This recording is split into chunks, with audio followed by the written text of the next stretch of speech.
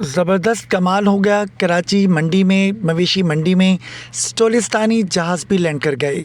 जी हाँ, आप देख सकते हैं कि जो कराची नॉर्दर्न बाईपास पर मवेशी मंडी लगाई गई है, वहाँ पर ऊँट भी बड़ी तादाद में पहुँच गए हैं। सिर्फ ऊँट सादे नहीं बल्कि ऊँटों के ऊपर बेहतरीन नक्श-ओ-निगारी भी की गई है। किसी के कोहान को रंगा गया तो किसी के जो है वो खाल के ऊपर डिज़ाइनिंग की गई। अजरक के डिज़ाइन ख़ास तौर पर देखे जा सकते हैं। मेहंदी भी लगाई गई है।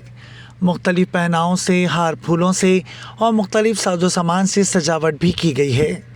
एक दो नहीं बल्कि दर्जनों बल्कि सैकड़ों ऊँट इस मंडी में पहुँच चुके हैं। डबल कोहान वाला ऊँट भी मौजूद है और सबसे बढ़कर ये कि सारे ऊँट ही बहुत खूबसूरत और दीदासेब हैं। कोई खाना खाने में मसरूफ़ है तो कोई जुगाली में मसरूफ़ है। काऊ मंडी एक तरफ लेकिन ऊँटों की मंडी दूसरी तरफ है। अगर आप मंडी जाएंगे तो वहाँ पे इन ऊँटों को देखना ना भूलिएगा, चूँकि ऊँट तो आपने बहुत देखे होंगे, लेकिन इन ऊँटों की ख़ास बात इनके ऊपर हाथ से किया गया बेहतरीन नक्श निगार है।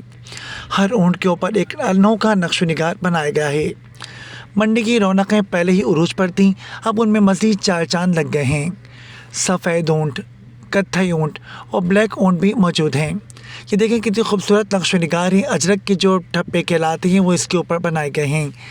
यानी कि मंडी के अंदर ऊँटों के ऊपर सिंध की सकाफ़त को उजागर किया जा रहा है। कोई भी ऊँट की ख़रीदारी करने आए तो इनसे मुतासिर हुए बगैर नहीं रह सकता। बेहतरीन नक्श निगार हैं। क्या खूबसूरत काम किया गया है ऊँट की खाल के ऊपर।